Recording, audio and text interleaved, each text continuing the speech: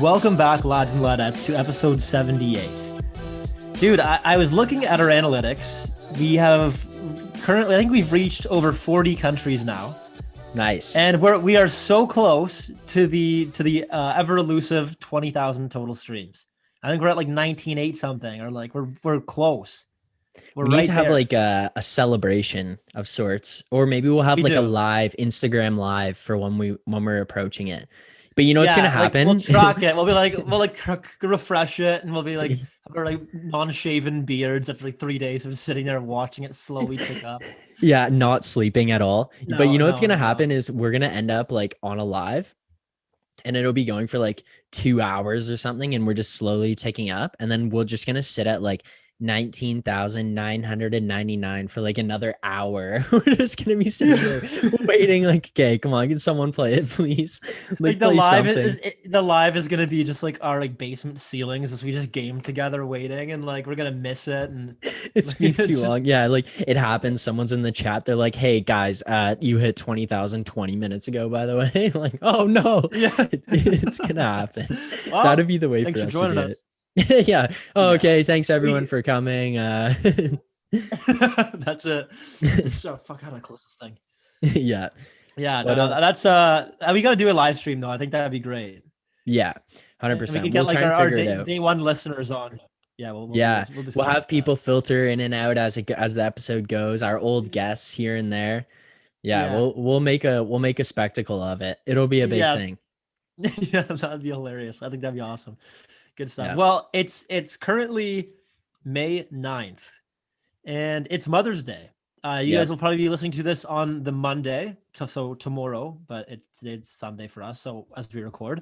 So happy Mother's Day to you and your family. We hope you had a great Sunday, maybe a brunch, maybe a dinner with your moms and grandmothers, and shout out to those who don't have mothers today. We're thinking of you. You're still in our hearts, and we hope you guys had a great day as well. That being said, let's move forward to the episode 78 player battle. Yeah, here we go. So in honor of Mother's Day, actually, I was thinking of this one. I feel like a big theme and something that I did as well is getting your mom's garden features or plants for their garden or flowers or anything like that. So for this player battle, I've come up with the green thumb competition. And I think this isn't like a one shot, one sitting type of competition. It's probably monitored over, let's say, a month or a summer. And by the end of the summer, the winner of this contest would be determined. And it's a green thumb competition. So both competitors in this battle are given the same resources, the same water, the same soil types, the same garden size, everything like that, same tools.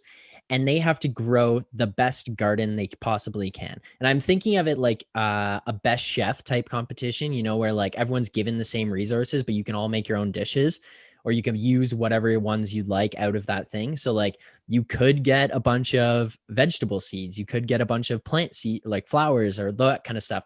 Whatever your forte is, you got to grow the best possible garden there is. So the green thumb competition. So without further ado, our first competitor in the episode 78 Green Thumb competition. He was drafted in the first round, 3rd overall in the 1980 NFL draft by the Cincinnati Bengals. He's played 185 games, all for the Bengals, totaling 7 career receptions, 18 yards total, and 4 touchdowns, an 11-time Pro Bowler, and a 9-time All-Pro. He's a member of the Hall of Fame All-1980s team and the 1991 Walter Payton Award recipient. He's considered to be one of the greatest offensive tackles in the history of the NFL. A 6'6", 278-pound Hall of Fame offensive tackle from Ontario, California, Michael Anthony Munoz. Our second competitor. He was drafted in the 4th round, 114th overall in the 2008 NHL entry draft by the Calgary Flames. He's currently in his 11th season in the NHL, playing 10 with the Calgary Flames, and he's currently in his 1st season with the Toronto Maple Leafs.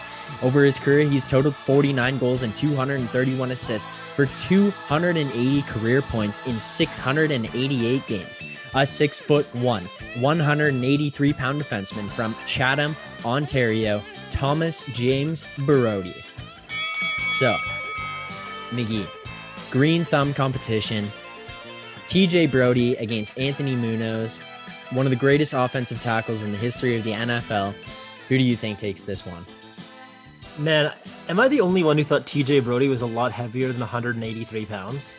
No, I honestly, that's kind of one of the first things I thought when I read this Elite Prospects. He looks like a stocky dude on the ice. Yeah, like 180. I'm like 183 pounds, and I'm a string bean. How the hell? Like we're like the exact same size. There's no way. There's no way. He literally looks like just so thick on the ice. And then I read 183. Yeah. I was thinking like 205, 210 easy, just like a thick, stocky guy. And like, no, 183 is like, wow, that's maybe impressive. They haven't updated his weight since like juniors or something. That must be it. It's still his Saginaw Spirit 2009 weight. Yeah. I wouldn't be surprised, man. But I think with this one, there's two kind of like alleyways that I want to explore here. Okay. Part of me is thinking that Anthony Munoz could be good because of just the whole gentle giant thing he may have going on. Mm-hmm. I feel like oftentimes big guys that are mean on the field need a little outlet, whether that be like maintaining like a bonsai tree or like just some sort of like stress reduction technique. I think he may be an avid gardener because of that, just to like calm himself and just become zen off the field. Yeah. That being said, the second alleyway I want to explore is TJ Brodie from Chatham, Ontario. I think it's a very agricultural area. So I think I would be surprised if TJ Brodie grew up and didn't have any experience like with some sort of agriculture, planting or farming. Growing up in Chatham, I just feel like he would have had to just have some sort of, I don't know, maybe just like instinct, just fresh out of the womb, know how to like harvest crops. Okay. So for that reason, I think TJ Brodie takes it, man. I think coming from Chatham, Ontario, you got very fertile soil in that neck of the woods. I think this guy knows his way around a garden. Okay, fair enough. I was thinking something to do with the Ontario, California region for Anthony Munoz might play a factor. Nice weather all year round. Maybe he's getting into that. And again, playing into the gentle giant factor that you just mentioned, like maybe he's tending to his gardens in his off season or whatnot. But I'm with you here. I think TJ Brodie takes this one because watching him play on the ice, he's not like an offensive tackle would probably just have to have that mean intensity, fieriness going all the time. Whereas like TJ Brodie, watching him play, he's so calm and poised and just patient that I think that transfers into his off ice. I don't think he's the type of guy to go off the ice and be going nuts ATVing and like off-roading and things like that. He probably fishes and tends to his garden and plays with his kids. And, like he's got a calm lifestyle away from the rink. And that's how he just maintains everything. Is even though he's calm and poised on the ice, he's got a little intensity to him because it's a fast-paced game. So then just to reel it in off the ice, he just takes it slow and takes it easy. You never really hear from this guy. So he's just staying calm and collected off the ice, gardening. Dude, and I Googled TJ Brodie farm, and the first article that came up was the quote of the article, or the title of the article is "How Farm Life Catching Chickens Built TJ Brodie's Finesse Game." And in the article, it says it also included a lifestyle, required shipping in on the farm. It includes tomatoes, cucumbers, beans, and peas. Done. Got this. This is our first like player battle that could actually be like factually supported. Yeah. TJ Brodie may win the Green Thumb battle of all the NHL. Probably, honestly. I'm trying to think like the only other guys that I think would really just push him is like Sasky boys or like guys like that. The Sutters, the whole Sutter clan. The Sutter family, Patrick Marleau, like those guys that just grew up on the farm. They probably make a push for it. But yeah, I think TJ Brodie's caught this one. It's a lock TJ Brodie. So we're both on TJ Brodie here. Yeah. Magee, we need to break this down. For those who are on YouTube right now, Magee is sporting a bit of a different look. Oh, yeah. Just a tad. So we joked about if you would say anything if your buddy came, like if I came to the pod with a fresh salad, like new salad, added hair, and whether Zach would say something or not. that I did a little 180 and I showed up to the pod today with no lettuce at all.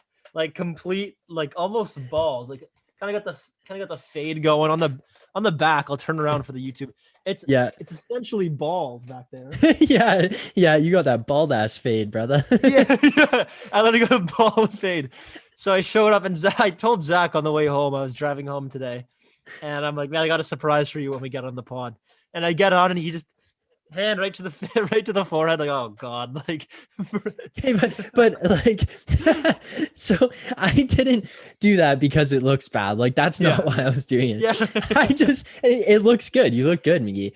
I just did it because I was like, right away, I'm just thinking about how we've done all these discussions of like the new salad and adding to your salad, and you just went complete reverse. Like you literally cut the crops. Like you went the other way here. I went TJ Brody mode on my head. Yeah. Dude, I don't know what I was thinking. Like I just kind of wanted, like, my hair was out of control. I hadn't gotten it cut in a while, and it was just uneven. I didn't like how the last time I got it cut, the front was way longer than the back, and it was just like kind of annoying me. So I'm like, I knew I had to get it cut, and I've cut my own hair before. Like I would take like my dog's trimmers and just like attack it with the guard. So I did that, and like I saw the guard on the front of it. I'm like, hey, no problem. I'll just go same length all the way around. It is what it is, and then I'll go like a lower setting, like a shorter setting, and do like the back and sides. Yeah. So I took it to the top, and it was like a 3. It was like so short on the top. I'm like, fuck. Like I didn't realize how short it was. So I got all right down to the one. I'm like, well, I guess I'm committing now.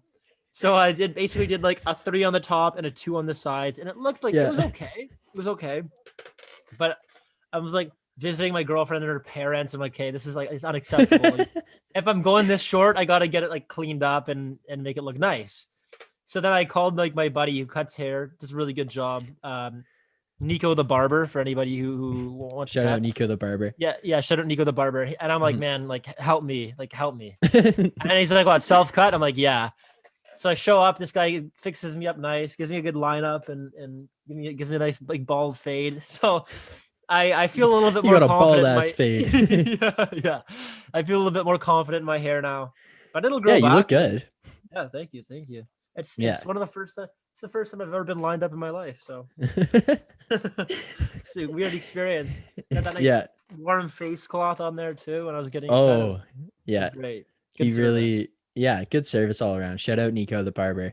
He did. You look good, Magee. I just, as soon as you got on, I just started laughing because you literally just went reverse salad rebuild. Like you went right down to the wood, right down to the wood, cleaned it up. It's kind of nice though for the summer, like dude, it's fresh for the summer. It's amazing. I wake up, get right out of bed, and don't have to do anything with it. I just wash my face and it's perfect. Cool. It's perfect. Yeah, it's good to go. You're just like any situation you're in, you're just ready to go. You never have to worry about, oh, does my hair look good? Well, it looks the same as it did when I woke up and when I went to bed last night. So you look good though, man. It's easy maintenance. Thank you. So another thing we've talked about on the past couple of pods, and actually you called me out for it last episode, was watching School of Rock. I'm not a big movie guy. I haven't watched a lot of movies, but 2 episodes ago, you brought up School of Rock. You were shocked that I hadn't seen it. And then last episode, you said, you need to watch School of Rock. And I told you I'd tell you right away when I watched it. But because I watched it on Friday, 2 days ago, I was like, I'm just going to wait and tell him on the pod that I watched it because there's no point of getting into it right now. So I watched School of Rock. Hilarious movie. I loved it. I actually loved it. It was great. It's amazing. It was. Yeah, man. The whole like concept of it is hilarious. Jack Black, he's just like a deadbeat in a band, rocker, and can't get anything going with his life, gets kicked out of his band, and then basically steals his buddy's job as a substitute teacher at this school. And the rest is history. But there is one line I need to bring up right now. It was one of the funniest parts of the movie for me was when his roommate's girlfriend, just a narc, shitty situation like that. The worst. His buddy Ned needs to gas that girl straight up, like get rid of her. Actually, it's Schneeblé. But she calls the cops on him because finds out he's been doing this, and he's at parent night. The cops show up with the real Ned Schneebly and his girlfriend, and call him out right in front of the parents. And as he's sweating, he's getting all nervous that the cop's going to come in here. He looks at the parents and he goes, I just need to say this. Your kids are all amazing, blah, blah, blah. And your kids have touched me, or your kids have definitely touched me, and I've probably touched them. And I'm pretty sure I've touched them. Oh my God. And everyone's horrified. Yeah. And then the next scene is him just running down the hall full speed, both his guitars in hand, wheels out of there. Great movie though. Like, the kids rally behind him. They go to the rock concert. All the parents show up. Like, you gotta love it. Just a feel good moment. Feel good moment at the end. Yeah, and they perform their song, Zach Mooneyham School song. of Rock. Yeah, School of Rock. Yeah, one of the corniest cutscenes too is they're performing the guitarist Zach. What'd you say his last name was? Mooneyham. Yeah, they're performing his song that he wrote.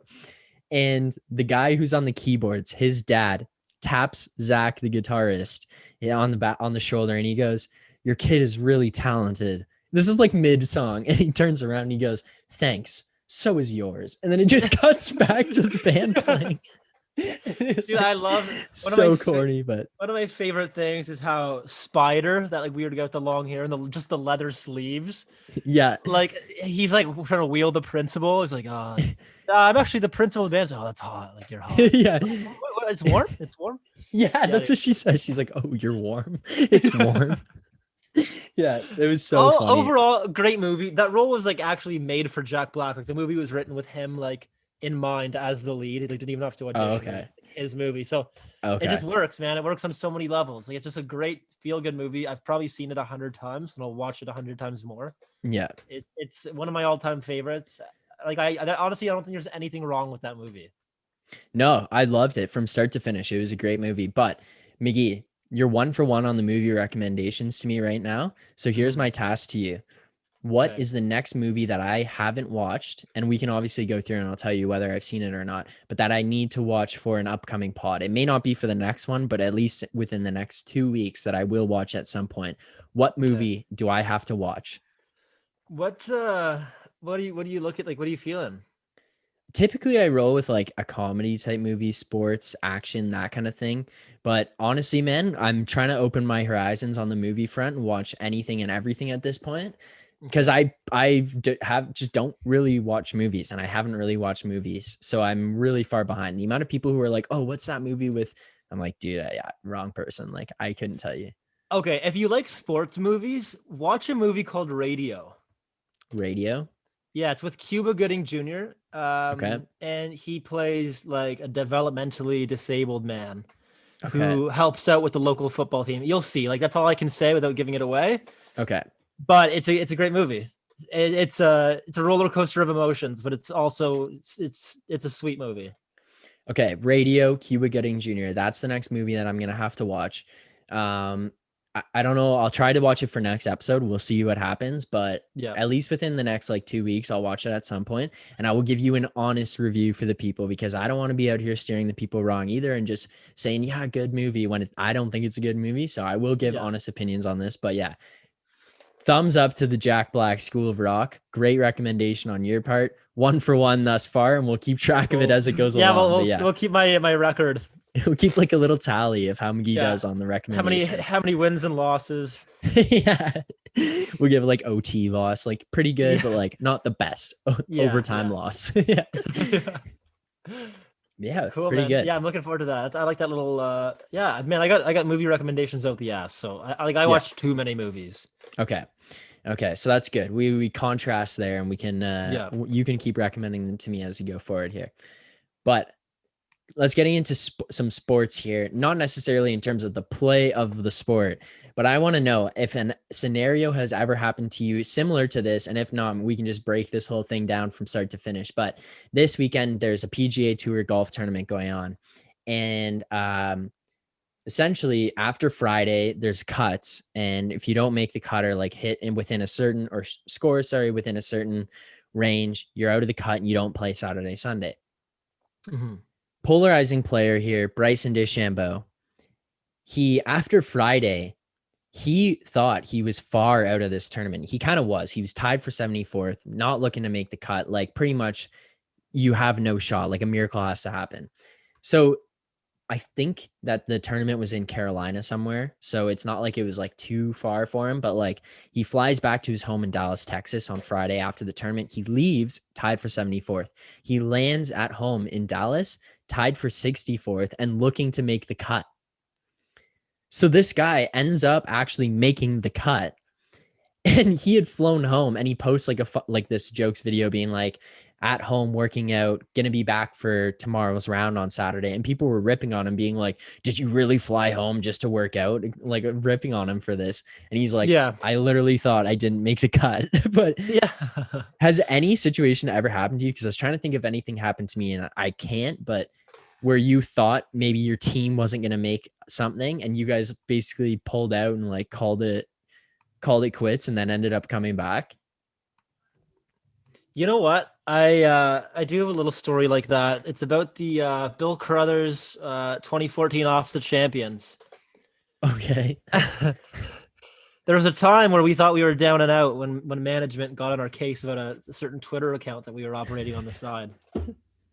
And morale was at an all-time low, and we packed our bags, but we showed up and persevered.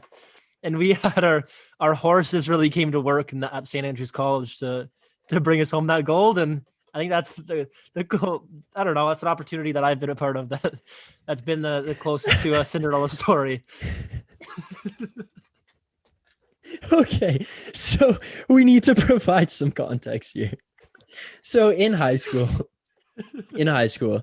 Magee and I played on the Bill Carruthers floorball team, and we actually played with literally every single member of the opening cast of Lads and Launchers, all of us. Magee, Simony, Hudson, Scotty, OC, myself. We were all on the Bill Carruthers floorball team. And floorball is like, it's a very popular sport in Europe. It's literally a pro sport in Europe. And it's essentially ball hockey, but with stricter rules, I guess, is the way to like generalize how the game is played. You play with these different sticks that are like plastic and have holes in them, and the ball is like a wiffle ball. And then there's all these different rules of like, there's obviously no body contact. There's no stick lifting. Those are like kind of the biggest ones that kind of translated from you can't do in you can't do in floorball that you could do in hockey. And you can't raise your stick above the knees. Right. Okay. So that was another one. And then like, we were just a team full of hockey players, and we were so gritty. We would like get so physical and just hit guys and slash and like basically start fights and stuff because we were just so gritty. But by the end, by grade 11, we'd kind of figured it out and figured out how to play and like how to be good at floorball while mixing in our hockey skill. And like, we would just beat teams in a complete unorthodox way because we would be physical right to the edge, right? Like, we would push guys and like get in corner battles and stuff. And it would just be like the absolute limit of what you could do in floorball. And we would just push it, and teams would lose their minds, but we would basically just play hockey and just try to adapt to the floorball rules. And we would just dummy teams. But what Magee is referring to is essentially, I think it was grade 10 science class. Magee and I have this science class together. Neither of us science guys at all, basically just trying to scrape through. And like, once you're done grade 10 science, you ain't got to take science again. So that was my goal, get through grade 10 science and get the hell out of there. And Magee and I basically created, and Simony actually too was involved.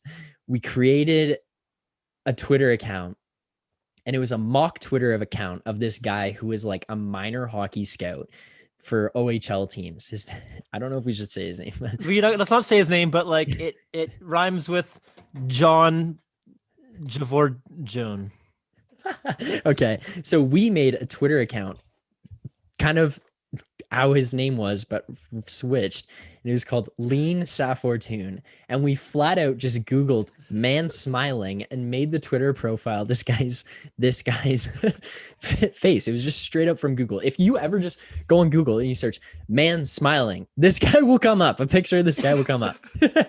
So this was our Twitter account, and we would just started tweeting about, like, as if we were scouts scouting the Bill Crothers floorball team, and we'd tweet about guys on the Crothers team and all this stuff.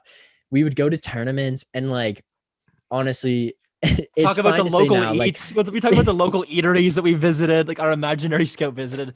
Talked about his time, like, getting to spend with his family. We talked about, like, we got to the point where we were, like, scouting other players from other schools and made up this whole, like, make-believe floorball draft that was happening. And people would be coming up to our coach and being like, "Are you the scout?" People would be DMing our account, asking, like, what their draft ranking was, like, completely serious. So we were running some just a complete scam of an account.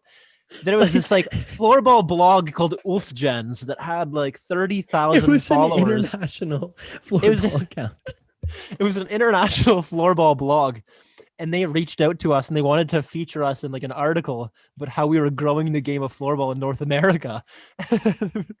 And finally we got to a point where, like, this is so fraudulent. This isn't, we're just making stuff up. Like, it's satire. Like, it's just like, but, like, at least on our part, we never got involved with that guy. Like, we didn't take no.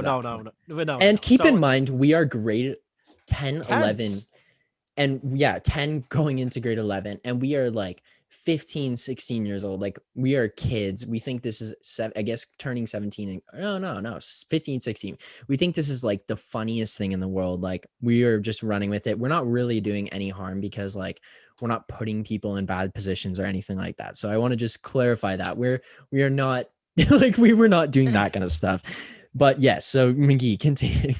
So we kept on tweeting about, like, the upcoming rankings and where people would go and be drafted to, and made up, like, this whole league essentially.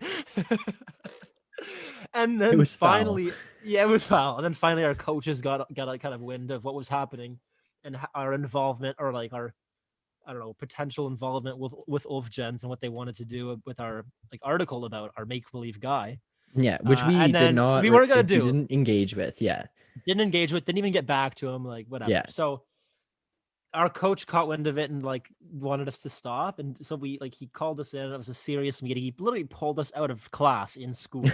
Like, I remember vividly. I was in Comtech class at the time. Yeah, and I got pulled out of class to go to this, like, meeting where he told us to, like, I had to show him my phone and delete the account off my phone. Yeah. Because it reflected poorly on our school's floorball program. Yeah. But because additionally, like, essentially the guy who started the floorball team at school wasn't a teacher. He was a previous student who just, like, loved the game of floorball. But straight up, this guy was on a bit of a power trip. Like, he was, like, 3 years removed from high school, and he thought, like, and we were just a bunch of hockey playing, like, little snobby kids running around, like, oh, like, we were nasty at floorball, so we were like, we run this shit, like, we're top dogs, like, whatever. We'd show up to practices and, like he'd be teaching us how to do stuff, and we just wouldn't be listening and just be ripping the ball around. Like, our practice habits were horrible. Yeah. And we'd make tweets about, like, oh, I was at the Bill Crothers floorball practice earlier, and, like, here's an X-ray of Scotty's ankles after Hudson broke, like, like an X-ray picture of just a shattered ankle. Like, yeah. And then basically once he, like, called us into that meeting, because he, like, came to the school and called us into that meeting, and we had it, and he was like, this, like, we can't do this anymore, blah blah blah. And, like, I mean, in hindsight, like, we shouldn't have been doing this. Like, we probably should have just stopped right then and there.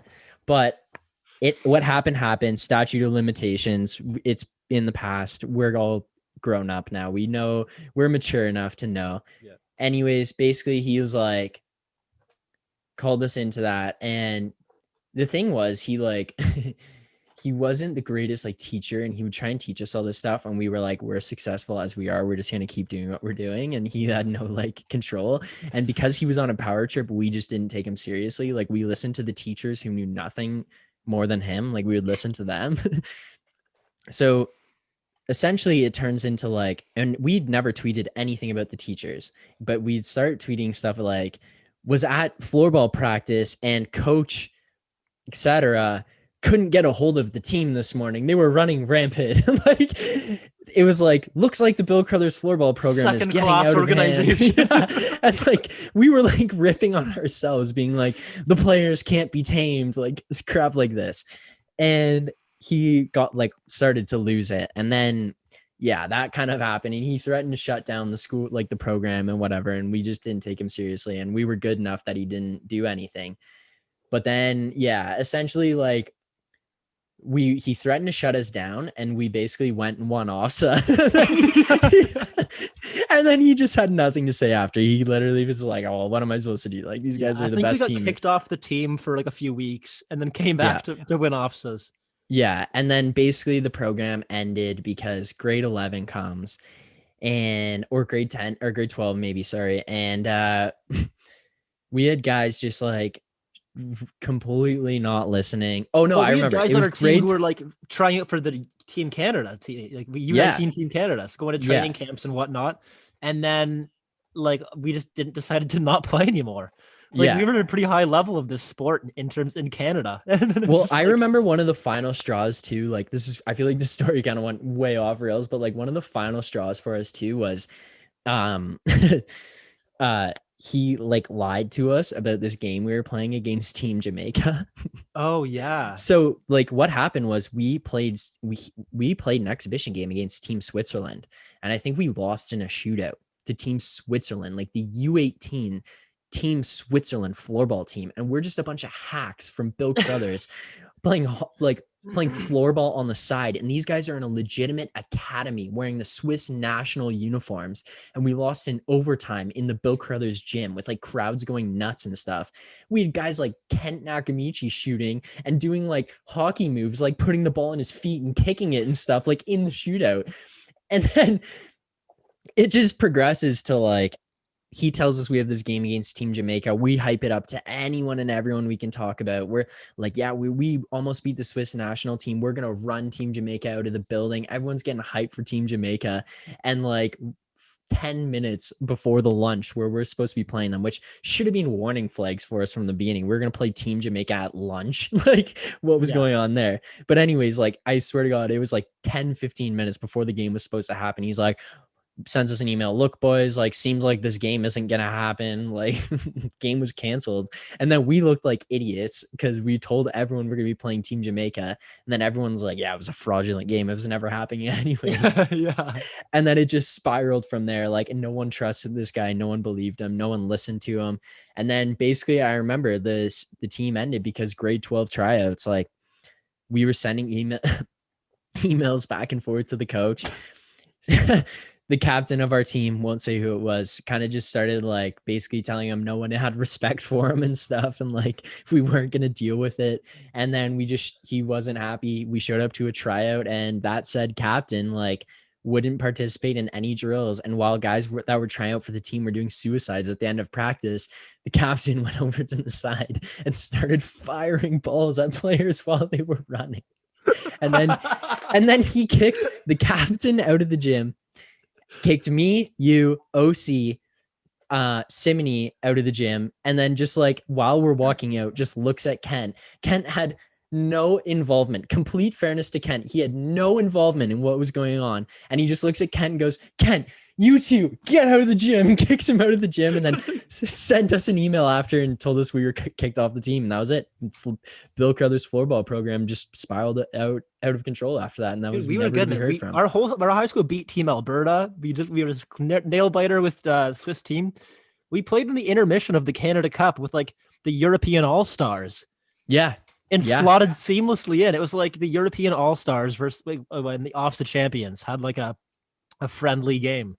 Yeah. It's like a pickup game. Like at we were just kind of slotted in. Yeah, it was awesome. And like we had guys going for Team Canada tryouts, like so much raw potential, and we blew it all away. Just threw it right down the drain. One more story I need to get into here about it, and this like kind of just exemplifies and kind of brings together the entire motto and attitude of our team. So we're playing at the Canada Cup. This is like post OFSAA, and it's the biggest floorball tournament in Canada, whatever. So like Magee said, like Team Alberta, even Team Switzerland was there. All these huge provincial teams were there. They were all playing, like the Canada Scouts and stuff were there watching. We're playing Team Alberta. I'm standing in front of the net, kind of like battling for a position, which you're not really supposed to do. But like this guy gives me a shot in the back, and I turn around and give him a shot in the elbow. And then as I'm walking away, he slashes me in the back of the legs.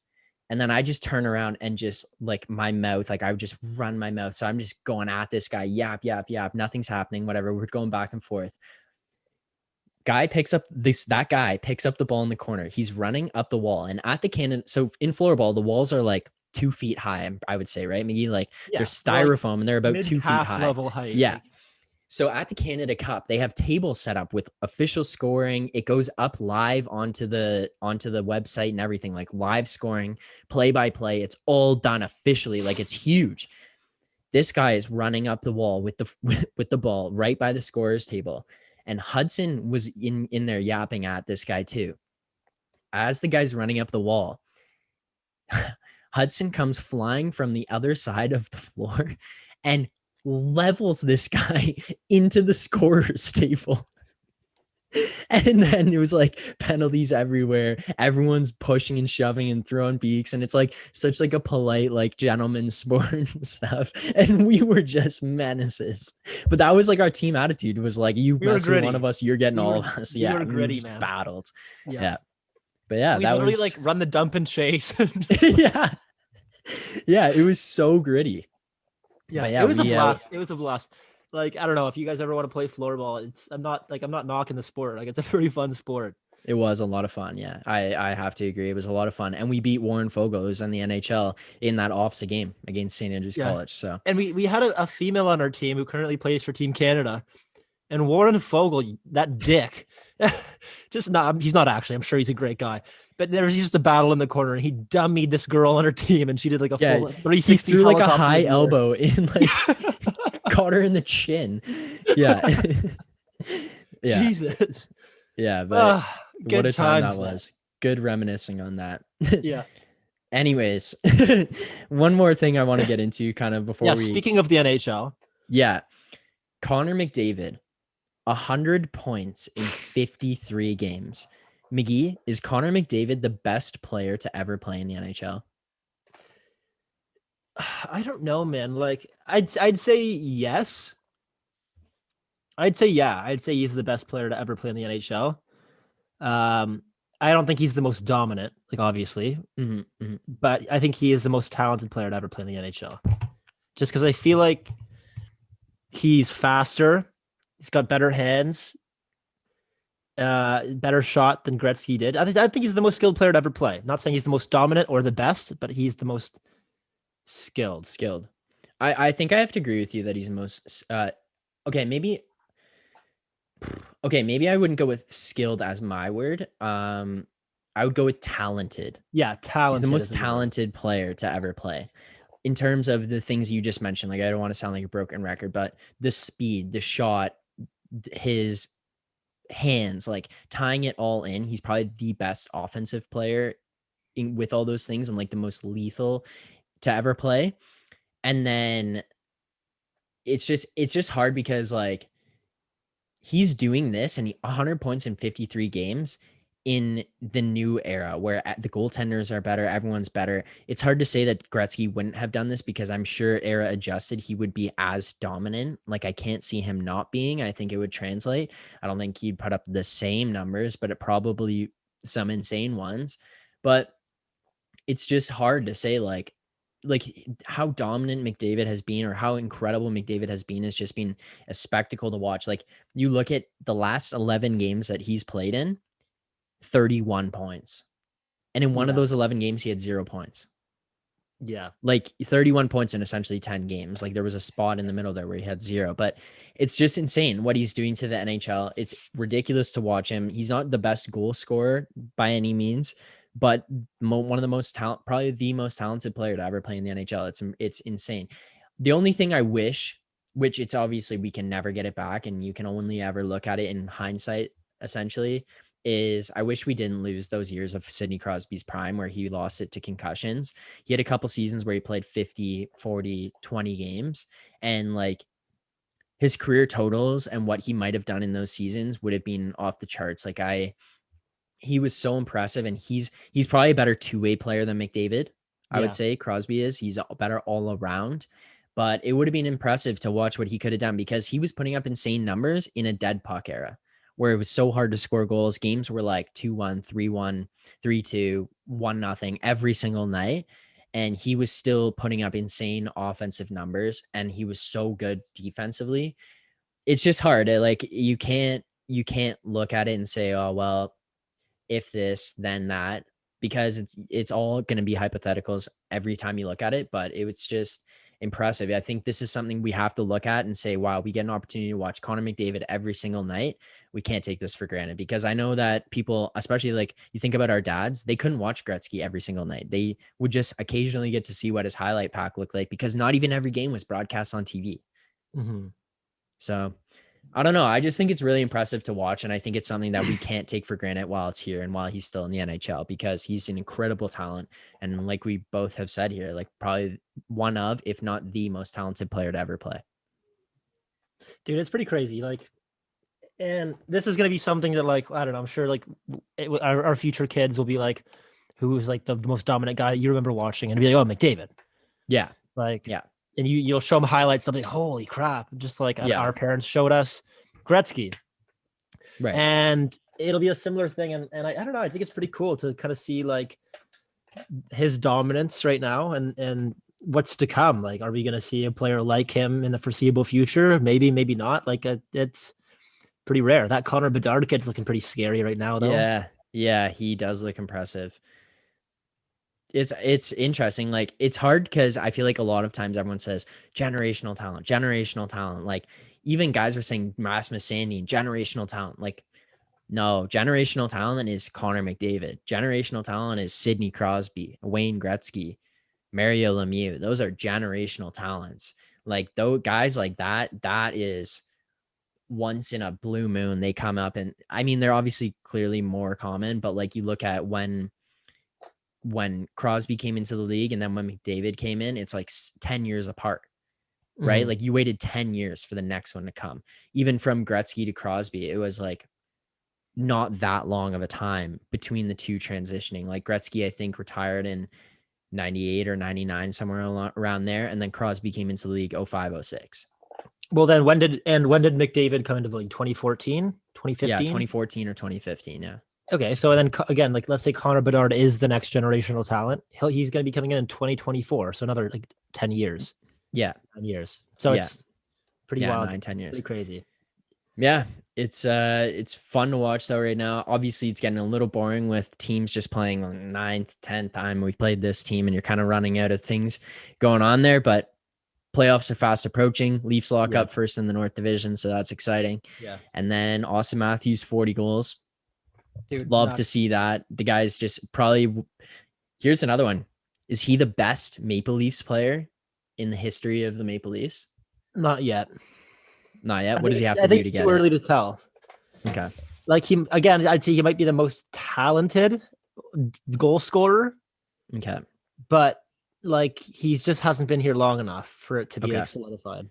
What would put it over the edge? Like just tenure, or like what if he wins a cup? I think a cup would definitely help his case. I just think, I think a lot of it's tenure though. Okay. Maybe having like some sort of like team record.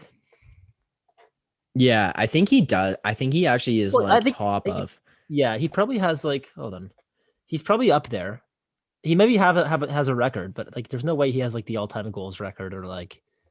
No. But yeah, he's up in the top of point, like, especially when you look at like through their first career games with the Leafs and stuff like that, those records, he's way up there for sure.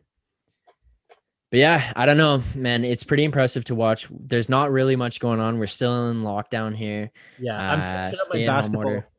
Finish up my fantasy basketball probably tonight, man. My team is, oh my God. Okay, another guy just bit the dust. My team is dropping like flies right in my semifinal matchup where I should be winning.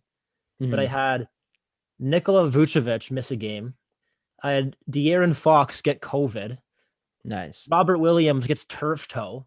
This guy on my team gets like dental surgery. Like, what the hell? Brush your teeth. And my team's just dropping like flies, and it's such a close matchup. And right when I need them most, they're just failing me. They're failing me.